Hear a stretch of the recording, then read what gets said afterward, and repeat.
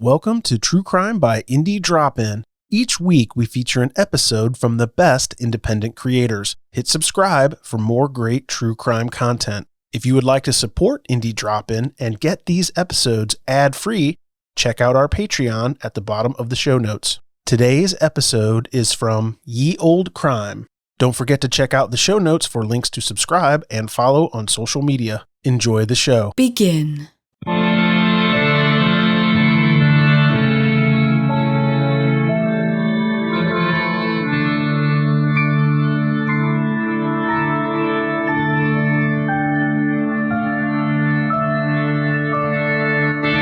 Hello and welcome to Ye Olde Crime, where we discuss the funny, strange, and obscure crimes of yesteryear. I'm your host, Lindsay Valenti, and with me today is my co-host and sister, Maddie Stengel. Hello. How are you? I'm doing all right. It's very strange, though, thinking of this as a weekend. I know. Because I feel like every day is the same day of the week, no matter what. I was literally just talking about that the other day. I was talking to somebody, and I was trying to say what day something happened, and I was like, you know what? I can't tell you what day it was because time is an illusion for me right now. Like, I bet, in Minnesota, though, you could just describe what the weather was like that day, and they could tell what day of the week it was. Probably. Because, So today, we are going to be discussing Alferd G. Packer. Do you have any idea who that is? Were the Packers named after him? I would hope not. Okay. So he's like real murdery then. Yeah. This is the story of the Colorado Cannibal. Gross. Oh, I remember you saying this.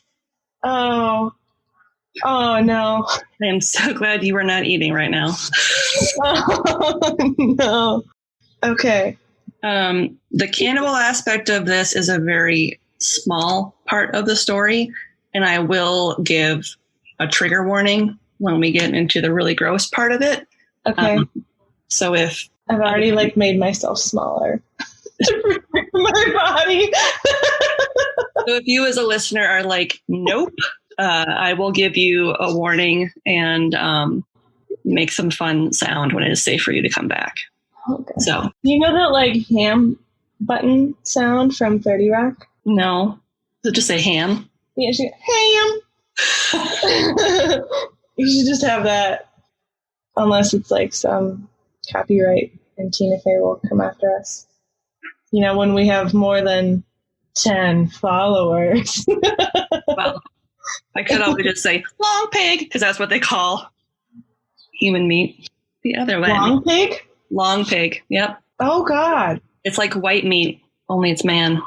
Nope. This is going to be a hard episode. I'm already struggling. We haven't got anywhere yet. Oh, my palms are sweaty. Mine too, but just because I am a sweaty mess right now. Okay. All right. So information for this episode was pulled from the following sources.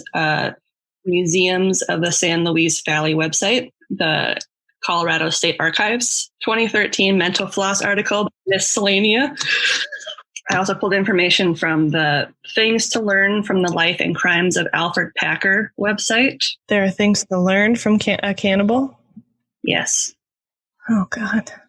Like not to eat people. Like don't eat people? Just don't do it. And lastly, Wikipedia and Murderpedia, which are, of course, the standard go-tos. So, and I will have links to all of these articles in the show notes. So now we are going to learn a little bit about Alferd. So there's mixed things about his name. Some places list him as Alfred. Other places list him as Alferd. Okay. I was going to ask. Yeah, I am going based off of Alferd because most of the sites referred to him by that as his first name. And it kind of sounds funnier too, and he's a dick, so yeah. I'd rather have his name rhyme with turd instead of something else. I don't know what rhymes with Fred. Dead. That would have been more apt, but too late. Yep. It's been spoken. So Alferd Griner Packer was born in Allegheny County, Pennsylvania, on January 21st of 1842. He was one of 3 children born to James Packer and his wife, Esther Griner. In the early 1850s, their family moved to LaGrange County, Indiana, where his dad worked as a cabinet maker. And Alferd did not get along with his parents. In his teens, he moved to Minnesota to work as a shoemaker and a printer's apprentice. Where was he in Minnesota? He was in Winona. That's close. Mm-hmm. Side note, where was he with his siblings? He left by himself without his siblings. No, but like, was he like the oldest, middle, or youngest? They didn't say. Dang. It doesn't say. I know I'm probably going to get hate for this, but was he the middle child? He was the baby, and that's why he's so fucked up. I'm the baby, and I agree with that statement. Please don't eat people, Maddie. I'm a vegetarian. This is actually an intervention. I eat corn. Which is also super bad for you. Mm-hmm. 0 nutritional value. But it's so good. It tastes good. So Alferd enlisted in the 16th U.S. Infantry of Minnesota for the Union Army on April 22nd, 1862 in Winona during the Civil War. He was honorably discharged 8 months later at Fort Ontario, New York, due to epilepsy. Ooh. Yep. Did they know about that beforehand? Probably not. No, they didn't know about that beforehand. He relocated to Ottumwa, Iowa. Oh, man, he's just hitting all our spots, huh? Yep. Where he re-enlisted in the 8th Regiment of the Iowa Cavalry on June 25th, 1863. Sneaky. And less than a year later, on April 22nd, 1864, he was discharged a second time in Cleveland, Tennessee for the same reason, for epilepsy. Yeah, I feel like you shouldn't have a gun if you have some sort of nerve disorder. Similarly, I know epilepsy can manifest itself in a variety of different ways depending on the severity. But I'm just gonna throw out there that if you're like on the field, you probably don't want to have an episode when that's happening. And the odds of that happening, because it's so high stress, Pretty high. are pretty high. I feel like that's just bad news. Why did he do it twice? I don't know. Alferd suffered from seizures every couple days. Oh my God. In addition to having epilepsy. And over the next 9 years, he would roam the Western United States working odd jobs. These included as a hunter, a wagon teamster, a ranch hand, and a field worker. And ultimately, his seizures and poor attitude would ensure he wasn't employed for very long. So he lasted like almost a full year, both times in the Army, and he was having seizures almost every day. Mm-hmm. And nobody thought that Who knows how long they lasted? It could have been something where... was just a tick or something. Yeah. I mean, I'm not going to assume that they were like, 5-10 minutes in length. Significant, like grandma. Yeah, I'm assuming they were small ticks that unless you saw it happening, you probably didn't even know that it was a seizure, That's so dangerous. Yeah. Alferd also spent a couple of months as a guide, but because he had no sense of direction and got constantly lost, it didn't work out so well. That'd be me. I'd be like, West. where are we going again? The US Bank Stadium? I think it's, there by like 12 blocks. If you go. Oh, 6 no. years later, we finally made it. Yeah, seriously. He eventually settled on mining and would drift from mine to mine, performing odd jobs, but he never turned a profit. And he spent a short time in Colorado before moving to Utah. Wow. Yeah. So you may not believe this, but Packer wasn't well liked. No. Yeah. He seems like such a good dude. I know. He was often distrusted, known to steal, be quarrelsome, and just an overall difficult person to be around. And modern researchers believe, based on all the accounts they've read on him, that he was likely a pathological liar. Oh, probably. And depending on like how intense some of those seizures were, they could have done some brain damage, depending. So he could have had some sociopathic tendencies, potentially, which in general kind of makes you less empathetic to other people. Mm-hmm. Yep. So now we're going to go into the expedition and kind of how... Did he lead the expedition since he... We'll find out. A guide. That's why they died. He didn't know where he's going. We're going to go west. Go west. What the heck is that? West. Whatever direction you want it to be. Yeah. Whichever way the spit blows. Oh God. So in November of 1873, a party of 20 men left the Bingham Canyon mines near Salt Lake City, Utah, for Breckenridge, Colorado, after news had reached them that a massive gold strike was discovered. The bulk of the men were strangers, but they banded together to make their fortune in the Northwest after a man named Bob McGrew gathered together any men willing to follow him. It was nice of him to do that. Yeah. Because he didn't have to tell them about it. Well, and safety in numbers when you're traveling. I suppose, yeah. Especially since there are probably more wildlife on the route, too. Yep. So Bob McGrew set out initially with the following men, and I don't expect you to remember any of these names. Yeah. So there's George California Noon, Shannon Bell, Israel Swan, Frank Miller, not the guy that made Sin City, and a different Frank Miller, James Humphrey, Preston Nutter, Jim Montgomery, Dr. Cooper. What, he didn't have a first name? Nope, he was just doctor. Just a doctor. Interesting. O.D.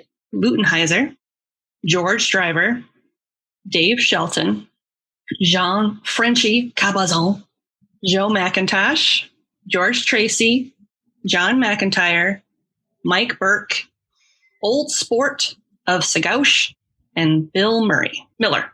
Bill Miller, not Bill Murray. I was like, wow. He's a vampire. He's a lot older than I thought. Bill Miller. Sorry, I was reading. He's a vampire. He likes to go east. One of these men, George Tracy, stated that the group met Packer about 25 miles outside the town of Provo. After asking where they were headed, Packer asked if he could join them on their journey to the San Juan Mountains. Since he didn't have any money and he didn't have any supplies, the men were kind of like, what? Yeah. I'll just go with the clothes on my back. Yeah. God will provide. Yeah. But he claimed that he was both a prospector and a guide who was familiar with the territory. Was he? Wow. Spoiler alert, he wasn't. But they didn't know that. Great. So they let him join their group. Fun fact, we quickly discovered that he wasn't a good guide. He also didn't have a rifle, just a Colt revolver, which wouldn't be very useful when traveling alone in the wilderness, hunting for wild game and stuff. Packer also didn't do himself any favors. He was reported as being greedy with rations, lazy, obstinate, and a bit of a beggar. At least he begged. It doesn't sound like... This is mine. It doesn't sound like he's a beggar. Yeah. He fought constantly with Frank Miller, and his seizures also made his addition to the party really difficult for everybody else, which, yeah. He's just a bummer. Ruins the party. Yeah. So the party made slower progress than they would have liked, and winter was quickly upon them. And the Mormon trail that they were taking was heavily covered in snow, making it hard for the wagons and horses to make it through. And it was also hard to find, so they had to rely solely on their compass to navigate. Packer's lies began to quickly unravel, and the party soon became lost. Provisions ran out, and the men had to eat rations of horse feed to survive. Which means the horses ate less, too. Yep. And in fact, the men were seriously considering eating the horses before they reached an encampment on January 21st, 1874. They had reached Montrose, Colorado, and the encampment of Chief Ore, also known as the white man's friend. So they weren't sure how the Ute, I think that's how you say it, Ute tribe would receive them, but Chief Ore treated them as honored guests and provided them with food and lodging, for which the men were very understandably grateful. Right. And he recommended that they wait until spring, as the winter weather in the mountains was really dangerous. So he even was going to let them stay that whole time. Yeah, he was willing to let them stay for several months until it was safe to travel.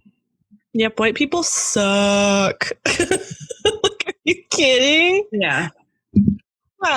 Who else would let you stay on their property and eat their food and live in their houses and be around their people for months? Yep. No strings attached. Yeah. And he told them that not even members of his own tribe would attempt the journey because it was basically a suicide mission. Yeah, and they know the land. Yep. Because it's their land. So, like I said, he offered to let them stay through the winter, but there was division amongst the men on whether or not they wanted to stay. So Breckenridge was very quickly going to be overrun with miners from all over the country. So some of the men feared that if they waited too long to continue, there'd be no gold left. They missed their chance to strike it rich. So after a couple of weeks with the Ute tribe, the party met and discussed leaving. So at this point, it was the beginning of February, and it had been snowing almost nonstop. Yeah, February, at least in Minnesota, is really, it's typically either coldest or snowiest month. Yeah. And I guess at this time, it was just nonstop snow. Ugh, great. So half of the men decided they would stay until spring because obviously the horses and the wagons wouldn't be able to make the journey. Mm-hmm. And 11 men agreed to continue. And their goal was to travel to the Los Pinos Indian Agency, which was the nearest outpost to where they were. So they were let's reach there first, and then we'll restock and all that kind of stuff before we finish our way to Breckenridge. And when the chiefs figured out there was no way to change their minds, he gave them some food as well as safe directions so they wouldn't have to go through the mountains, so they could stick to the river. But our good old buddy Packer, he figured it was quicker to just go through the mountains instead of around them. Oh, yeah. West. Yeah, he knows. Yep. And got an internal compass. Yep. So 5 of the 11 men were nope, we're going to take the path that the chief gave us. We're going to stick to the river, and, that's how we're going to go. And so they were going to follow the Gunnison River. And Packer somehow convinced 5 men to follow him to the mountains. Okay, I'm just gonna, if you don't like this guy, right? He's kind of sucked this whole time. Yep. Why would you follow him? How many times has he already shown you that he doesn't know what he's doing? He's getting you lost. He's lazy. Mm-hmm. And there were 5 people that still went, yeah, and stuck with him. That's insane.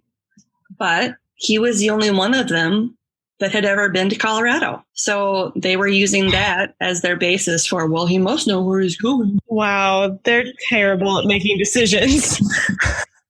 They were smart. Oh. So Oliver D. Lautzenheiser and 4 of the men left first, and they followed the river and began their way to the outpost. On the way, they were hit with bad weather and freezing temperatures. And even though they stuck by the river, their rations quickly ran out way before they reached the outpost. And in fact, they almost died of starvation by the time some cowhands with the government cattle camp near Gunnison, Colorado, happened to find them. And then they provided them with food and shelter until April. Wow. So they stayed with them for about a month then. Yep. So then Packer and the 5 members of his party headed out for the Indian Agency on February 9th. And the men in his group included Shannon Wilson Bell, James Humphrey, Frank Miller, whose nickname was Butcher, George California Noon, and Israel Swan. So they had a 75-mile journey ahead of them. Jeez. In the snow, in the mountains, with freezing temperatures. Yep. And did they have any horses at this time, or was it just them? It was just them. Great. Yep. Because the horses couldn't make it through. I mean, there's so many signs that say that this is a really dumb idea. That this is very, very, very dumb. Mm-hmm. But gold. What gold? So Bob McGrew, who was the original leader of the group, he helped guide them along the river route until the horses couldn't continue anymore. And then he unloaded their provisions and headed back to the camp to stay there until spring with the rest of the party. And for a while, Packer and the men continued on the river path before he started to lead the group along the trail that led into the San Juan Mountains. The men had maybe enough food for a 14-day journey, but they also had no snowshoes or heavy clothing, no flint, and a minimum amount of matches. And between them, they had 2 rifles, 1 pistol, a couple of knives, a hatchet, and a small amount of ammo. So even with all that, they were like, yep, let's go into the mountains. I feel like if you were to ask anyone, even then, they would have told you that that's not enough for 5 men. Mm-hmm. They had no flint. No flint. With wet snow. Yep. And just a handful of matches. Wow. Yeah, wet rocks will cause fire. Sure. Mm-hmm. Oh, my God. And so after this point, no one really knows the real story of what happened next. Because then it gets gross. Yeah, now things get dark. So they left on the 9th of February. Is this the trigger warning? Should you? Nope. I have it marked in my notes when I have to give you the trigger warning. Okay. So they left on the 9th of February. Mm-hmm. On April 16th, 1874, Packer stumbled out of the woods and crossed a frozen lake bed to the Los Pinos Indian Agency near Sagouche. I don't know how to say it. I'm going to say Sagouche, Colorado. He had rags lashed to his feet, and the men at the agency were just eating breakfast when this guy throws open the door and starts begging for food and shelter. And the only thing he has on him is a rifle, a knife, a steel coffee pot, and a satchel. And he had rags on his feet instead of shoes. Yes. I'll explain why later. I figured you would. So a little over 2 months later. Yes. Okay. So the men hurried him inside and gave him some food, which he vomited as soon as he ate it. Oh, yeah, I'm sure. And Packer said his digestion, quote, was altered as a result of his near starvation in the wilderness. And after several shots of whiskey, which I guess his stomach was cool with, he told the men about the events leading up to his time at Chief Oray's camp and that he had been hired by 5 men to guide them to Breckenridge. So according to him, during the journey, he became snowblind and began to lag behind. And he claimed that Israel Swan provided him with a rifle before he and the other 4 men abandoned him. And Packer explained that he was forced to survive and make his way out of the mountains alone with minimal ammunition and pretty much no supplies. He claimed that he lived off roots and rosebuds, but the men who listened to his story thought this was a little weird. Yeah. For someone who was, quote unquote, lost in the woods for a little over 2 months, he wasn't looking skeletal at all in appearance. And in fact, they said his face looked a little bloated. He told the men that he was broke, and he sold the Winchester rifle that he had with him to a Major Downer, who was the agency's justice of the peace, and he sold it for $10, which today would be $230. Wow. He spent the next 10 days at the agency before he told the men that he wanted to return home to Pennsylvania. So he then headed to the nearby town of Sagosh to purchase supplies. So once he was there, he secured a room in Dolan's saloon, and the owner, Mr. Larry Dolan, claimed that he spent around $100 during his stay, which in today's money would be close to $2,300. Wow. And he said that Packer even offered to lend him $300. And he also spent $78 at the general store run by a Mr. Were these all IOUs? Like, he didn't physically have the money. Or did he?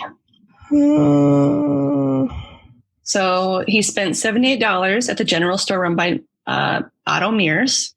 And it was noted that he had several different wallets in his possession. No. And he drank heavily each day.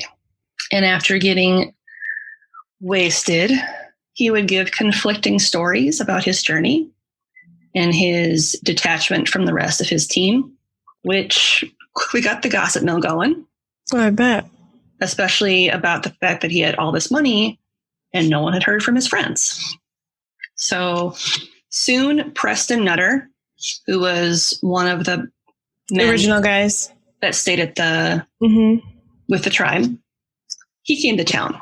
Well, he stayed with the tribe, so he wasn't a part of the second party that was with the ranch hands. Correct. Okay, so he was a part of the original group. Yes. That were reasonable humans. Yep, that were smart and stayed with the tribe. Very graciously stayed with the... Cool. Yeah. Cool. So he soon arrived at town with two other miners. When he saw Packer in the saloon, drinking and having a great old time, he asked where the rest of his group was. And Packer replied that he, quote, got his feet wet and frozen. And then he said that after his team had set up camp during a winter storm, he started a fire to warm up while the others went ahead to look for food. And he claimed that Israel Swan left him his rifle in case they encountered trouble and didn't make it back. He assumed they'd abandoned him. And as he, quote, had no idea where they went, he lived on rosebuds and squirrels as he continued on his way to Breckenridge. Changed his food. Yep. Okay. Obviously, Nutter didn't think this added up, especially because Packer didn't look like he had been starving. Nope. And it would have been fatal for 5 miners to just abandon their guide in unfamiliar wilderness. Right. And also, knowing the men, he didn't believe they were the type of people that would abandon a member of their party. And to Nutter, the idea that Swan would have left a rifle with Packer when their group only had 2 also didn't seem right. Right. Especially if you think about the price. Like, it was worth $230. Like, you wouldn't just hand that to somebody and be like, here. Yeah. I mean, go, bud. Winchesters. Those were like top-notch gun. Yeah. And he's like, they would have needed both of them to hunt game when they were out. Yep. And also, where was Packer's Colt revolver? Yeah. That's missing. Conveniently. Yep. And where was all this money coming from, considering he had been broke when he first had no money? Yeah. And Nutter also happened to notice that Packer was carrying a skinning knife that belonged to Frank Butcher Miller. And when he asked Packer how he got it, he told him that Miller had stuck it in a tree and left it there. Great. For the squirrels to play with before they killed them? Or something. Cool. So after hearing all this, Nutter was like, okay, something really bad happened. Yeah. And they soon began to fight, and Nutter threatened to hang Packer. And he later said that Packer was, quote, sulky, obstinate, and quarrelsome. He was a petty thief willing to take things that did not belong to him, whether of value or not. So after this, Nutter left the saloon, and Packer was like, well, I need to skedaddle on out of here. Yeah, he needs to leave. And then back at the Indian agency, 2 of the men that had set out along the river route, the ones that the cattle hands had helped, they finally arrived at the Indian agency. Okay. And then the other 3 men. Do you know kind of roughly, was this still in April? Yes. Okay.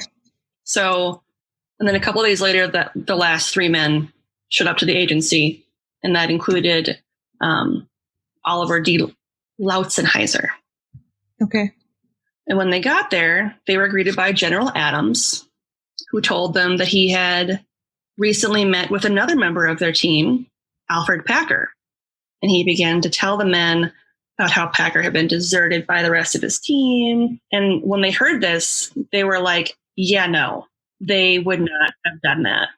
And especially to the person that was guiding them to the agency. Right, absolutely. So Lautzenheiser told the general that Packer couldn't be trusted and that he knew something awful must have happened in the mountains. Oh. And in fact, he told the general that the Winchester rifle that the judge had purchased belonged to an elderly party member, and that the pipe that Packer had left behind was owned by Shannon Bell, another member of their party. So at this point, he has several mysterious wallets, and he has various objects, at least 3 or 4 from 4 different people that wouldn't willingly give this stuff away. Okay. So after he heard this, General Adams was like, all right, something's not right. So he sent a mounted officer to Sagosh to bring Packer in for questioning, but under the guise that he was being asked to help lead a search party for the rest of his team. Interesting. So Packer was in the middle of getting his things together to leave when Nutter and the other 2 miners approached him again. And the officer arrived just in time to stop a confrontation between them. Okay. And Packer agreed to return to the agency. He did it a little unwillingly, but also it was like, well, let's either go or get the shit beat out of me and possibly. Right. So 3 against 1. Yeah. So Packer mounted a horse that he had just bought and followed the officer, not knowing that Nutter had already had a private chat with the officer before they started their journey back to the agency. So once they reached the agency, Packer was greeted by the general and the 5 men that he hadn't seen since February. And the officer who escorted him told General Adams that a fellow miner, Preston Nutter, had told him that Packer had spent several $100s during his 6-week stay in Sagosh. He was in possession of items that did not belong to him, but that belonged to his travel companions. And he had also somehow bought a new horse and saddle, even though he was flat broke when he joined their party back in Provo. Yeah, and there was no job in the mountains. Yeah.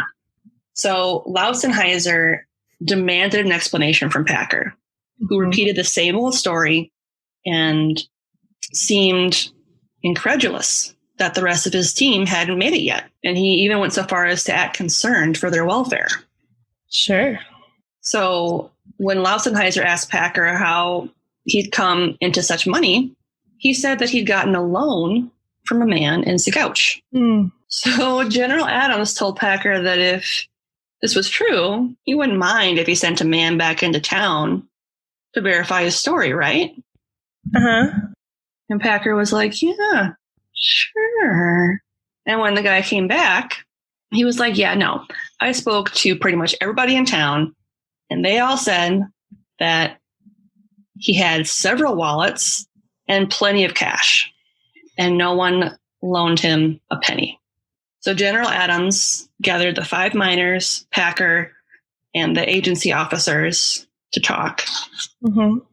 But as soon as they sat down, 2 Ute tribesmen rushed into the agency holding strips of dried human flesh that they referred to as, quote, white man's meat that they had found on a hill near the agency where they had been hunting. Packer reportedly fainted at the news, and upon being revived, he blubbered and begged for mercy. swearing that he'd make a full confession.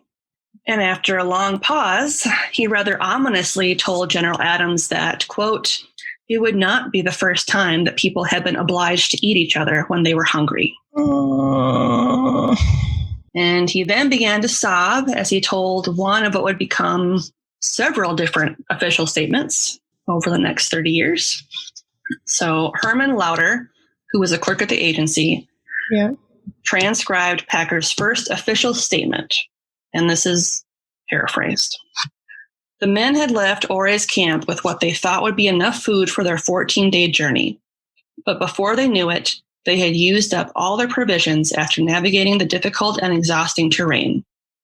The group survived for several days on ground roots, pine gum, rosebuds, and rabbit when they were able to find them. After several days with no wildlife in sight, Packer said the men started to eye each other in a peculiar way. A few days later, after returning from gathering dry firewood for camp, he found 4 of the men over the slain body of Israel Swan, who had died from an apparent hatchet wound to the head. The men then started to butcher Swan, with Packer, quote, accepting the situation and joining them. Swan had several $1,000s hidden on his person, which the remaining men divided amongst themselves. After consuming, quote, the most agreeable parts, they packed up some and moved on, with Packer claiming ownership of Swan's rifle. Within a couple days, the men were again out of meat, and the game continued to be scarce. Packer stated that he, Bell, Humphrey, and Noon decided in secret that Miller would be the next to go, as he was a stocky man with, quote, lots of soft flesh. No. He was killed with a hatchet blow to the head as he stooped to pick up firewood, then butchered and eaten. Packer took Miller's knife, and Miller's share of Swan's fortune was divided amongst the rest of the men, who then continued their way to Los Pinos. The winter was relentless with blinding snow, and it was slow going. Humphrey was next to be sacrificed, followed by George Noon. It was then down to Bell and Packer. Both men swore they wouldn't eat the other. They each had a rifle and a couple $1,000s each of Swan's cash, and assumed they could finish out the rest of the journey even with the small amount of game they'd found. They came up with a story that the 4 men had perished due to the elements, were buried with dignity, and they vowed to never speak of cannibalism because no one would believe that it was, quote, necessary to their survival. Mm-hmm. After a few days with little else than some roots and a rabbit, the exhausted men set up camp next to a large lake and hunkered down for a while. Packer said that a few days later, Bell snapped out of his blanket, screaming about how he couldn't take it anymore, that one of them had to die to feed the other, before he grabbed his rifle. Packer said he blocked the blow that was aimed for his skull and cleaved Bell in the head with a hatchet, because at this point, the only thing he had left to fear was starving to death. He proceeded to tell how he'd butchered Bell and eaten as much as he could to prepare for the final leg of his journey, and packed a good amount of what was left away, as well as Bell's share of Swan's money. After he crested a hill and saw the Los Pinos Indian Agency below, he threw the remaining strips of Bell's flesh away. Which is why they found it. Yep. Ignorantly assuming an animal would eat them. At this point, he confessed that he didn't want to part with the flesh, as he had grown quite fond of it, especially the portion around the breasts that he stated were particularly delicious. Oh, God. So after finishing his telling, Lautenheiser screamed in rage, but General Adams called for order and discussed with the miners and his officers what their next course of action should be. The miners claimed that they didn't believe a word of his story, as Bell was a sort of man that would have gladly given his life if he thought it might help someone else. However, they decided that they should form a search party to find the men's remains, and Adams asked the 2 Ute men if they knew of an area next to a lake that matched what Packer had described. Mm-hmm. And they said such a place did exist about 50 miles away across the hills. The search party was led by agency clerk Herman Lauder, who had written down Packer's statement, yep, and included the 5 miners from Utah, a few officers from the agency, and Packer acting as their guide, which, why? Seriously, why wasn't he just left and watched? Yeah, I don't know. Oh my God. To no one's surprise, after 2 weeks as they were reaching the area of the Lake Fork of the Gunnison River, Packer claimed he was lost and didn't recognize the area. Laufenheiser called him a liar and a murderer and argued that he should be hung then and there. They found nothing, and as they started their journey back to the agency, Packer attempted to murder Herman Lauder with a large knife that he had concealed in his clothing. After being caught in the act, he was restrained and arrested. General Adams had Packer transported to Sagouche and quote-unquote jailed by the sheriff outside of town for his own protection. Why would you try to murder someone with all of those people around when you're a known murderer and cannibal or like accused? Or because you're not smart. Oh my goodness. Okay. And I'm sure he figured, well, they're planning to hang me, so I might as well go out swinging. Right, I guess. Take someone with me. Wow. So during his incarceration, Packer retracted his entire story. Oh, sure. Absolutely. He now claimed that they walked into a blizzard and the snow was so heavy and unending that they became hopelessly lost. The provisions ran out, as well as their matches, so they had to carry hot embers in a steel coffee pot so they could light fires. Okay. Which would make sense why he had the coffee pot. Yep. And each day they tried to hunt for game, but none were to be found, and all ice fishing attempts were futile. They ended up roasting and eating their own shoes. So that's where the okay on their feet part came from. Yep. Because they were probably made of leather. Yep. Okay. As well as trying to survive on what edible vegetation they could find. Mm-hmm. So it was at this point in time that the men apparently entered into a pact that if one died, their meat would feed the rest to stave off starvation. Okay. And after hiking for days with nothing to eat, Israel Swan couldn't go any further. So they found a pine-shaded gulch by a lake skirted by hemlock trees and set up camp. There's a reason I kept that description. Okay. A short while later, Packer claimed that Swan died of a lethal combination of hunger and exposure. So Packer's first signed confession read as follows, and this isn't very long. Old man Swan died first and was eaten by the other 5 persons about 10 days out of camp. 4 or 5 days afterwards, Humphreys died and was also eaten. He had about $133.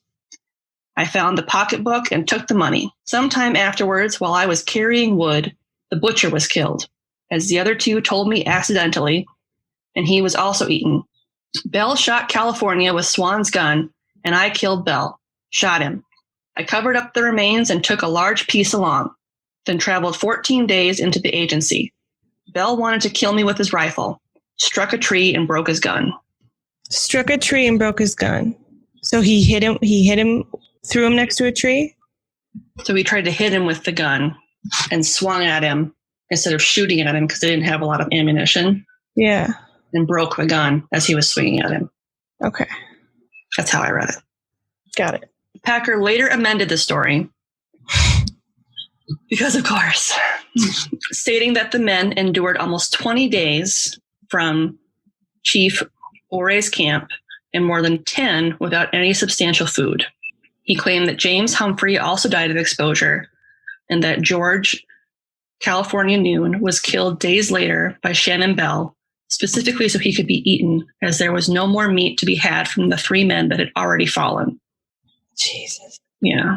Bell and Packer at this point swore an oath not to eat each other, he claimed, before Bell rushed at Packer with his rifle and attempted to bludgeon him with the stock. Packer said he shot Bell with his pistol before taking all the valuables from his fallen comrades, since they, quote, wouldn't need them anymore. Right. Yeah. But he wouldn't say what the exact items were or how much money he stole from them. Okay. So that August, Wow. This all happened in February, March, and April. Mm-hmm. In August, the site of the carnage was stumbled upon, quite by accident, by a man named John A. Randolph, who was an illustrator that worked for Harper's Weekly magazine. Oh, wow. Okay. He found all 5 of the men's bodies at the foot of Slumgullion Pass, which is 2 miles southeast of Lake City, Colorado, in a pine-shaded gulch skirted by hemlock trees. So he did pretty much give away the burial site. The area, now known as Dead Man's Gulch, matched Packer's description of the area where he claimed only Bell had met his end. The saddest part was that the men had been well within hiking distance of the nearby city. Yeah, 2 miles is nothing compared to what they were doing. If they had descended Lake Fork instead of heading up it. Jeez. The snow that had hidden their bodies in the campsite had melted in the past 4 months.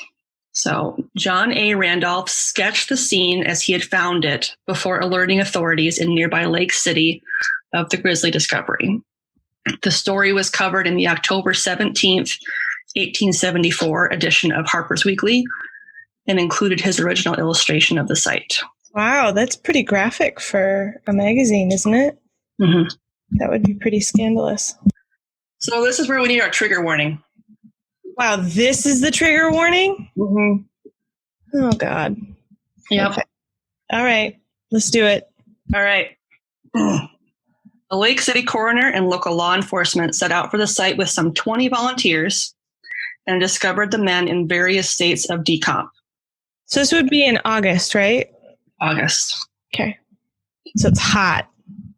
Yes, but they had been buried under several feet of snow. This is Colorado, and this is in the mountains. It's not what it would be like if it was here.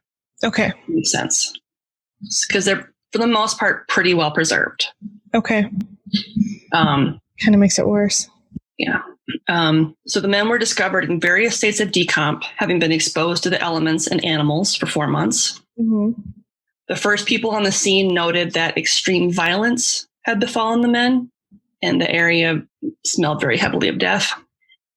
Frank Miller's head was missing entirely. Holy crap. And it wasn't anywhere to be found at the campsite. Miller's and Israel Swan's corpses had been food for a number of scavengers and were barely more than scattered bones, which led the team to assume that Miller's head had been carried off by an animal, and that's why it was missing. Okay. Not that it had been kept as some sort of trophy or anything. Right. I feel like somebody would have discovered that at some point if he would have kept it as a trophy. Yeah. You kind of can't hide that. Yeah. The bodies of George Noon and James Humphreys still held the most violence. Their torsos were flayed and attached to skeletal legs, but their bearded faces remained intact, with Humphreys only slightly more decayed than Noon's. They both had suffered blows to the head, most likely caused by a hatchet based on the shape of the wound, and they both had noticeable broken bones. Oh, God. Shannon Bell's skeletal legs were splayed, with his arms at his sides crudely cut to the bone, yet the hands were still fully skinned. His body was a pretty horrific mass of flayed flesh. Yet his face still looked almost living, with his thick red beard and bushy hair. Oh, goodness. The lack of decay on his face led investigators to believe he was the last one to die. Yeah, I was just going to say, it sounds like he was the last one to go. And who is this one again? This was Bell. This was the one that he said had attacked him. Yeah. All right. And that kind of checks out with it. Like, he was always consistent in saying that he died last. Yes. Although the worst part about Bell is that the top of his skull had been ripped open. Oh, God. Oh. The three men whose bodies were mostly intact, which was Noon, Humphrey, and Bell, had flesh and muscle removed from choice and meaty sections of their bodies, with no attempt having been made to consume any organs or bone marrow. So it was just straight muscle and flesh. I don't think that makes it any better, but that's... Yeah, I kind of wondered that too, because he kept talking about that, but you would think that, like... I don't know what you would think. Actually, I don't know. It's all wrong. So this is like the end of the trigger warning. There's not going to be any more like super gross stuff. So long pig, long pig, long pig. Okay. The trigger warning section. So that was the worst of it. Okay. So the discovery of the bodies immediately, obviously, contradicted Packer's testimony. Yeah.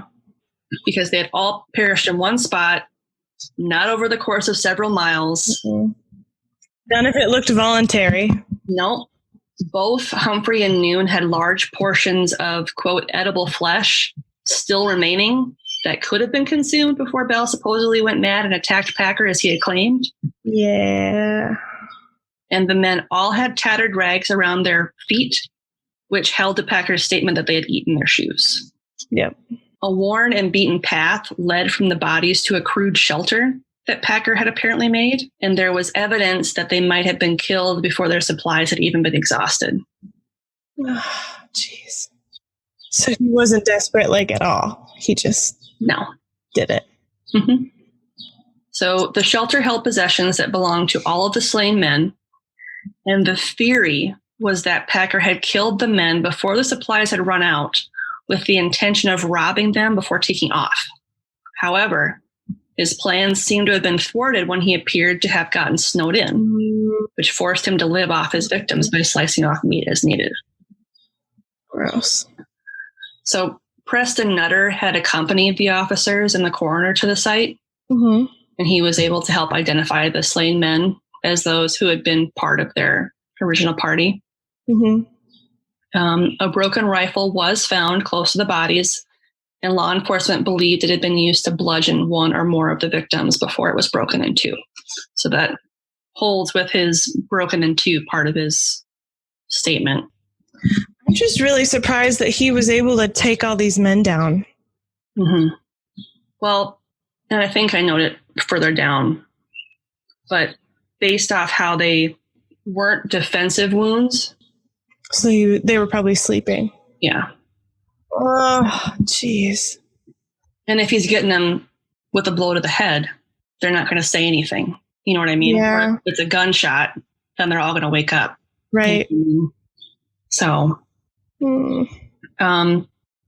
they buried the remains of the 5 men at the site.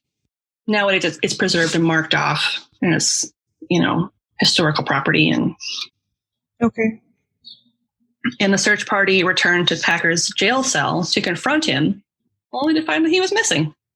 Oh, that's not surprising at all. Yep.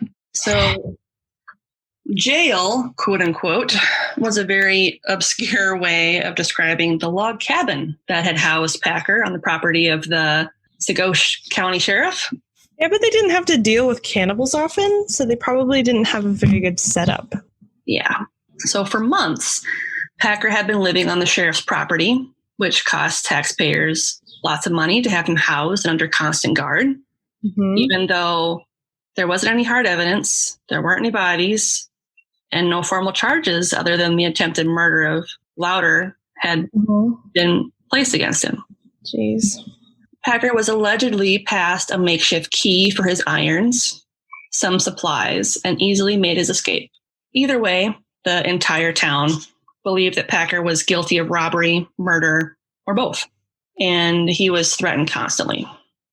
He never divulged who helped him escape, and it's assumed that he managed to bribe a guard and they let him out. Probably, yeah. He was already a compulsive liar. I feel like that would have been relatively easy to do, especially since they didn't have any evidence for so long. So, why did he do it?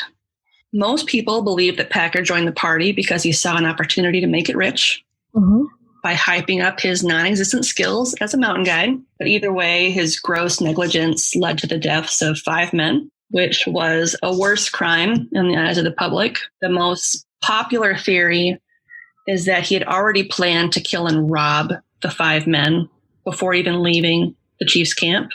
That makes sense. Regardless of all that, Nutter and Lautzenheiser made it their personal mission to discredit Packer's, quote, qualifications as a guide. And they also pointed out all of his character flaws, not to mention the fact that he couldn't keep his own story straight. Yeah. The story itself received local, national, and even international attention, with people around the world believing in his guilt.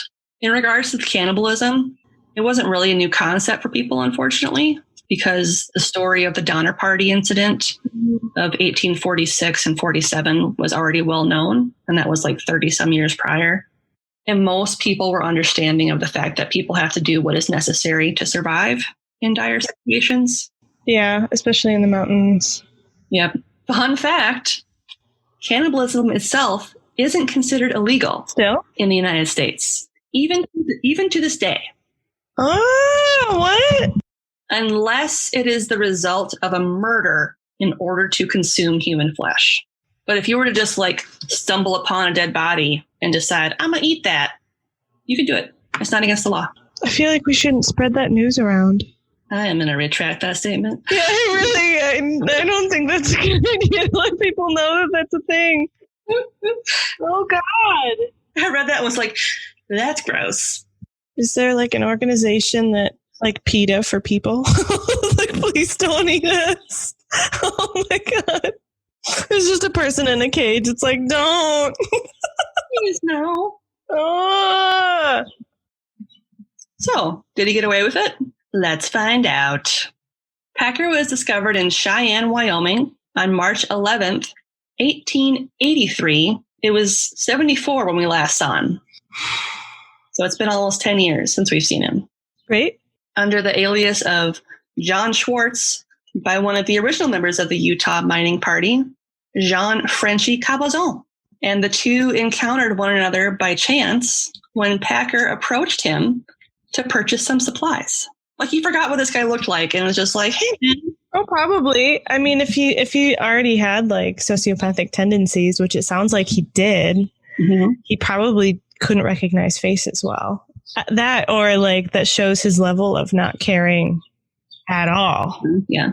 So Cabazon was like, what? Like, I remember you. Yep. And he quickly reported him to the local sheriff, who arrested him, and he contacted General Adams, who he summoned to Cheyenne to confirm his identity. And then Adams accompanied Packer by train to Denver for his second confession, which Packer signed on March 16, 1883. He stated his reason for fleeing was due to fear of mob justice by the fine people of Sagouche. And because the crime was committed in Hinsdale County, Packer was sent to Lake City to await trial. So Packer once again changed his story, claiming that Bell had killed the rest of the men after sending Packer to scout for food in the mountains. And after being gone for most of the day, Packer told General Adams the following. Found the red-headed man, Bell, who acted crazy in the morning sitting near the fire, roasting a piece of meat which he had cut out of the leg of the German butcher. That's Miller. The latter's body was lying the furthest off, formed the fire down the stream. His skull was crushed in with a hatchet. The other three were lying near the fire. They were cut in the forehead with the hatchet. Some had 2 or 3 cuts. I came within a rod of the fire. When the man saw me, he got up with his hatchet towards me when I shot him sideways through the belly. He fell on his face. The hatchet fell forwards. I grabbed it and hit him in the top of the head. There wasn't a gun, really. It wasn't a rifle used during that. Well, and they never mentioned, like, when they went to go see the bodies, they never mentioned a gunshot wound. Ever. Nope. Packer claims he lost his revolver in the snow during the scuffle. Because remember, he didn't have it. Yeah, but they would have found it. Yeah. And that he constructed a shelter for himself away from the bodies once another storm blew in. Which they found. Yep. He was starving and made the decision to eat or die along with the rest of his party. He stated, I went back to the fire, covered the men up, and fetched to the camp the piece of meat that was near the fire. I made a new fire near my camp and cooked the piece of meat and ate it. I tried to get away every day, but could not. So I lived off the flesh of these men the bigger part of 60 days. Oh my God. He ate them for 2 months. That's what he says. Their flesh would be so gross by then. But it was the dead of winter. Yeah, but still there would have been some sort of decaying, and he didn't have any fire. He just had the hot embers, but even embers disintegrate and go away. There's no flame broiled people. No. Oh God.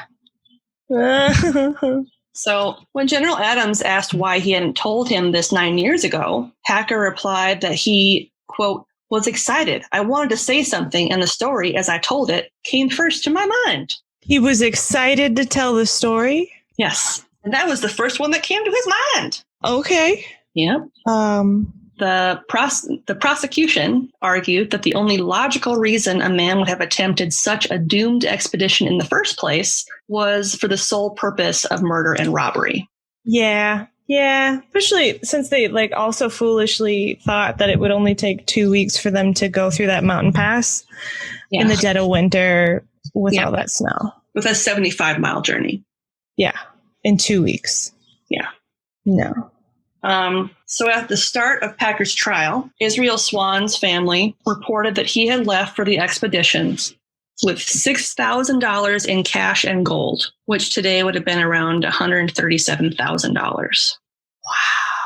He just had that on his person. Yep. As well as his Winchester rifle that would have fetched a lot of money. And if you factor in that he was 65 years old when he passed away, it was clear to anyone to see why he would have been viewed as an easy mark. Mm-hmm. Why would a 65-year-old man agree to go through the mountain pass in the dead of winter? That just... Greed? I don't know. I know. The greed must have been really overwhelming. Or his desire to provide for his family. But even if you were desiring to provide for your family, why would you have that much money for just yourself? Yeah. Unless you were intending to start a new life out there. Which happened. Yeah. It isn't known if the other members of the group were working with Packer to kill Swan so that they could also get a share of his money. Okay. Yeah, that could be a possibility. And that he turned on them, or if they were killed because they had witnessed the crime. Either way, Packer wasn't seen with any gold in his possession, and the money he did have left was less than $1,000 after his spending spree. Yeah, he spent pretty frivolously. Mm-hmm. So on April 6th, 1883, his trial began in Lake City, where he pled not guilty. And after 7 days of examinations and testimony, Judge Melville B. Gary found him guilty of premeditated murder of Israel Swan and sentenced him to death by hanging on May 19th, 1883. It was believed that Swan perished on March 1st after putting up what appeared to be a struggle based on the condition of his corpse, and that the rest of the party were murdered in their sleep after Packer had killed Swan. So I wonder then if they had agreed to not do anything to him and were probably going to turn him in or something after he killed him, and then he killed them instead. Yeah. Or maybe they didn't care. Maybe. I don't know. Gross. It's all just gross. Yeah. How could you sleep? How could you sleep? Yeah. Especially when their faces were there. Yeah.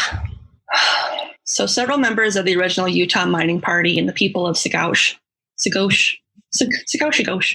testified against Packer, and that included Otto Mears, the shopkeeper, Larry Dolan, who was the saloon owner, Lautenheiser, and Nutter was the prosecution's key witness. Yeah, because he had been there pretty much the whole time after, almost right when he came into town. Mm-hmm. And official court records list the sentence as follows. And they call him Alferd here. Alfred Packer. The judgment of this court is that you be removed from hence to the jail of Hinsdale County and there confined until the 19th day of May AD 1883, and that on said 19th day of May 1883, you be taken from thence by the sheriff of Hinsdale County to a place of execution prepared for this purpose, at some point within the corporate limits of the town of Lake City in the said county of Hinsdale, and between the hours of 10 a.m. and 3 p.m. of said day, you, then and there, by said sheriff, be hung by the neck until you are dead, dead, dead, and may God have mercy upon your soul. So apparently hangings also have the same time frame as Amazon delivery? Yes. Cool. Or service by your internet provider. Right. Your cable company, plumbing. Good to know that business hasn't changed. Exactly. In 1,000 years.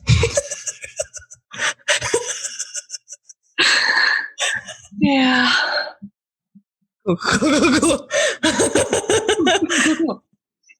Unfortunately, Packer was spared the death penalty on a technicality when the lawyers discovered that murder statutes for 1874 had been repealed and replaced with a savings clause. So in October of 1885, His sentence was reversed by the Colorado Supreme Court based on an ex post facto law, which means that the government couldn't sentence a man to death for committing a crime before Colorado officially became a state. Who was the jerk that did all that research to let him go? Right? Who did that? Are you kidding me? That's like, that makes me so mad. There's a, But his name was like Carl. Or like Todd. Kevin. This didn't save him from being charged, however. A second trial was held in Gunnison with a new judge presiding to ensure he was able to receive a fair and unbiased trial. Sure. After a swift trial and an even quicker verdict, Packer was convicted of 5 counts of voluntary manslaughter. A much lesser charge. Yep. Much lesser. Yep. And sentenced to 40 years in prison on June 8th, 1886. At the time, this was the longest custodial sentence in U.S. history. And let me guess, was he able to use the prior years, to count for his sentence? No. Okay, so that is a very, very small victory. Yeah. So during his second trial, local hunters and officials stated that even though the winter of 1874 was one of the worst they'd experienced, the area where the men were traveling still held plenty of active game and wildlife, which severely damaged Packer's claims that there was no food. They also stated that the area of the San Juan Mountains where he chose to hike had an average snowfall of depths as high as over 6 feet, in addition to freezing temps and blistering winds. So even though he had been given a safe route to travel that would have also given them the opportunity to catch fresh fish, his decision to take such a dangerous route in the dead of winter was basically suicide. And Packer had the balls to take the stand in his own defense, with his story staying the same as during his first trial, and he requested that he be charged the 40 years as stated, but only for the death of Shannon Bell, as that was the only person he claimed to have actually killed. Mm-hmm. His request was denied, and he was sent to Cannon City Penitentiary to serve out his sentence. Packer filed numerous appeals on his case and sent letters to local newspapers claiming he was convicted unjustly. Sure. Okay. And on June 19th, 1899, his sentence was upheld by the Colorado Supreme Court, but he was ultimately paroled on February 8th, 1901, after a campaign spearheaded by his old friend Dwayne Hatch and the sensational writings of Denver Post reporter Polly Pry, which painted Packer as a, quote, common man who fell victim to circumstances beyond his control. At least we have names now of the dirtbag trash people who let a psychopath out. Yeah. And I don't use that term lightly. Yep. Wow. He was pardoned by Governor Charles S. Thomas, and he ended up serving only 18 years of his 40-year sentence. I hate everything. This is what we're talking about in terms of white privilege. Holy shit. Mm-hmm. If there is ever an example of what white men can get away with in this country, even back then, you can kill, rob, and eat 5 other dudes and only serve 18 years, 20 years after you did it? Yeah, that sounds about right. Cool. Yep. You're going to hate the rest of this. Just a heads up. After parole, Packer served as a guard at the Denver Post for a time before gaining employment as a ranch hand. He died on April 23rd, 1907, at the age of 65 in Deer Creek, Colorado. His death was listed as due to dementia, although a clinical cause was described as a result of a stroke. He apparently became a vegetarian prior to his death and was well liked by children, who he told great stories to. God. He lived modestly and was a, quote, charitable man. Was he a pillar of the community?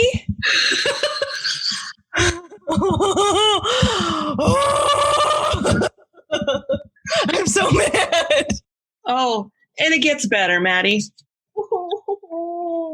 He was given a full military burial in Littleton, Colorado, with his veteran's tombstone listing his regiment in 1862, but he was never successful in getting an official state pardon for his crimes. Because the state didn't fucking exist when he murdered those people. True. The Littleton Cemetery Association cemented over Packer's grave in 1973 to deter grave robbing and vandalism. There is also a conspiracy that his dissected skull was actually sold to Ripley's Believe It or Not Museum for a cool $20,000 by an anonymous party. And that's the effed up story of Alferd Packer, the Colorado Cannibal. Oh my God.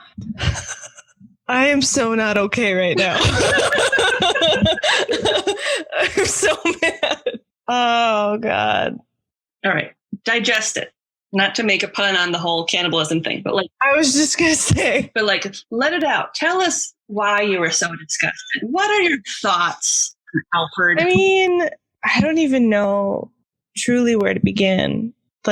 As much as I would like to think this was probably an uncommon occurrence, I have a feeling that these types of crimes and situations were probably more common than you would think. Mm-hmm. And I bet a lot of people got away with similar situations often because you could just continue out west. Mm-hmm. Or I can't imagine how dangerous it would be being a minor anywhere. Well, and not only that, but it's if you were stupid enough, and I say that in the kindest way possible, if you were stupid enough to travel by yourself into unknown territory and people just lost contact with you, they would assume you succumbed to the wilderness. Right. They wouldn't assume that you were murdered by someone, because how would they know? Yeah. Well, and the military honor thing. I knew that would piss you off. Oh my God. The guy was an absolute monster. Mm-hmm. A convicted killer. Before it was overturned because it wasn't a country or a state or whatever the fuck. Sorry. I'm so mad I can't even get anything straight. And he still was buried with full military honors. That's so awful. And that's so insulting to all of the other fallen soldiers that completely deserve that type of burial and respect. Yeah. That's just... Well, and he even had his tombstone replaced at one point because it had been vandalized. So, I mean, they even paid money to replace his tombstone for him. Which is insane because, did the 5 dudes he murdered ever officially get a tombstone? They were barely properly buried. I feel like I should look that up because I would imagine there is a marker for them at that site because... Yeah, a marker? Yeah. But no, I get what you're saying. Were any of them soldiers at one point? Did they get any, depending on how old they were, they could have been a part of the Civil War as well. And I think that's the saddest thing about all this is we know next to nothing about them, but we know all this shit about him. Right. Because of what he did. Yeah. It's just so infuriating. And this is at a time where you could have done mob justice and they could have just taken him out of that log cabin and hung him, There were several times during all of this where he could have just been lynched, basically. Yeah. And no one would have batted an eye. And it didn't happen. Mm-hmm. What kind of cosmic joke is that he got away with so much and got to live so long, blowing smoke out of his ass? And he literally talked people down from what he did. Mm-hmm. Did nobody remember the fact that he admitted to liking eating human flesh? If I knew that there was a man who had eaten human flesh and enjoyed it and got away with murder and was talking to either one of your daughters, I would kill him. Mm-hmm. If he even so much as looked at them the wrong way, I would claw his eyes out. Are you kidding me? I just don't understand how he existed at all. At all. Yeah, and it's one of those things where it's like, yeah, obviously they didn't have, a registry at that point of, offenders. You could have literally done anything. Like, I mean, he had a new identity. Mm-hmm. You could just go to a different state and be like, yep, my name's Jeff. Yep. I was named after my father. And there was at one point in one of the articles I read, and I can't remember which one it was, where there was like a quote from a kid that like remembered him as a kid. And he was like, yeah, I always thought he was the nicest guy because he would tell us all these interesting stories about life on the frontier and all this stuff. And I had no idea that he was like this. That's terrifying. Mm-hmm. That's so scary. Mm-hmm. Like, oh my God. Yeah. No. Mm-mm. Nope. Yep. Hate all of it. Burn it down. Burn it all down. I can't. No. Yeah. It's all bad. It's all bad. We need to start over. Burn it down. Yep. Jeez. No. Can we do one about like puppies? Like living their lives and nothing bad happens. Let's see. A good thing. Oh, wait. Before you do a good thing, you had mentioned to me before we started recording that you had a correction that you wanted to make. Yes. On our first episode. Okay.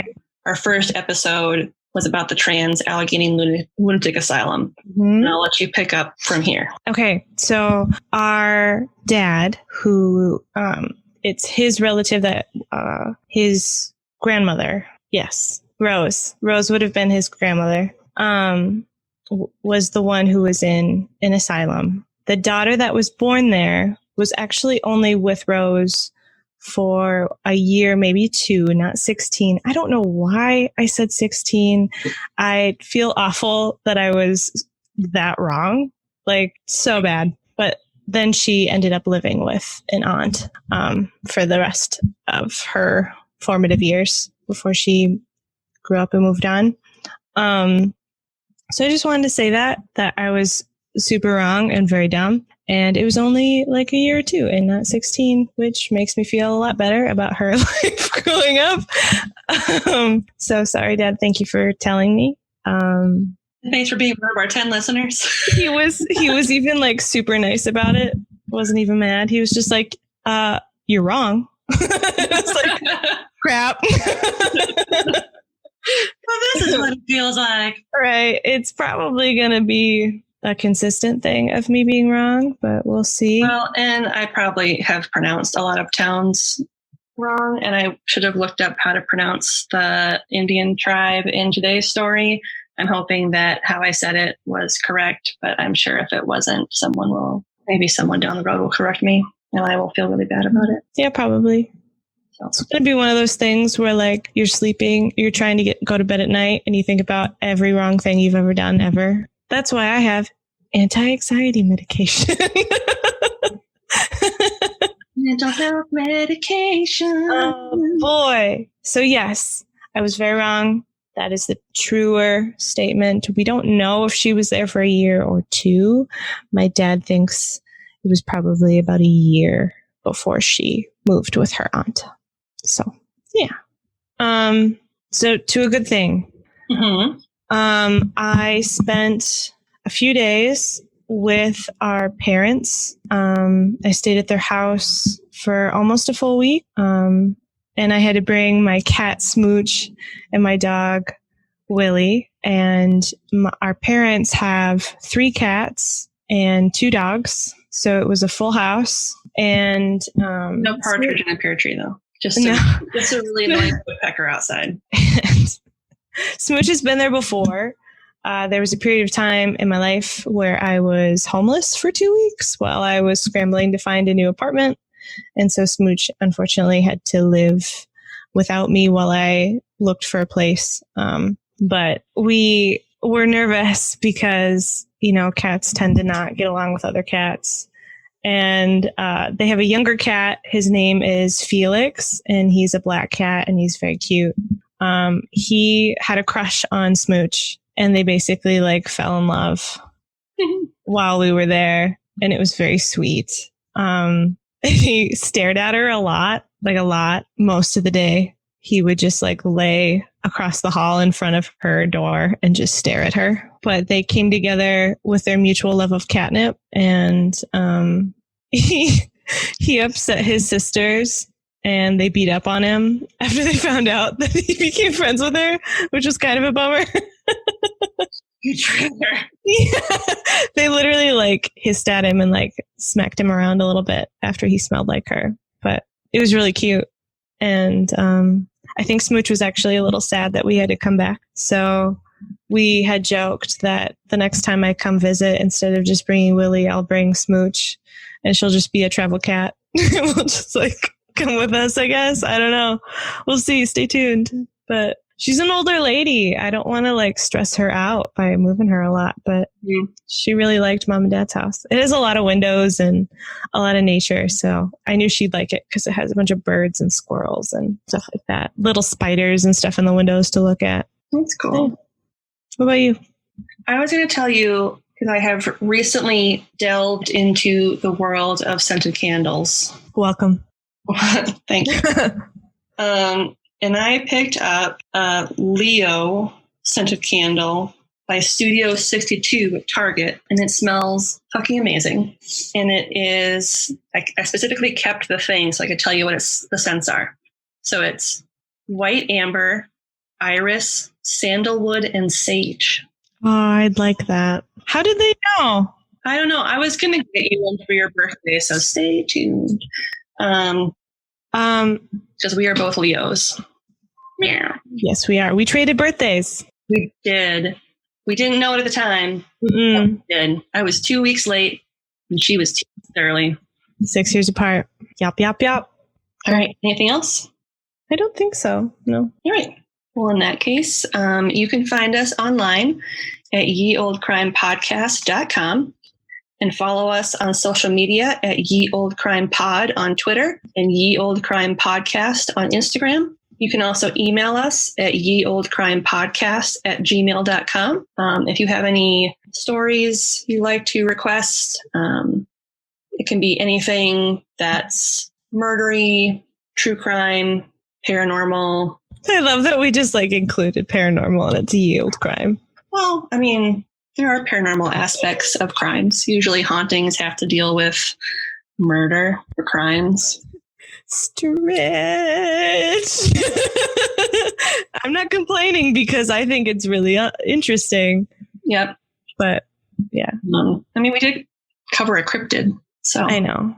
And on that note, I'm Lindsay. And I'm Madison. And we'll see you next time with another tale as old as crime. Thanks again for listening to True Crime by Indie Drop-In. If you would like your show featured, reach out to us at Indie Drop-In on all social media or go to indiedropin.com. See you next time.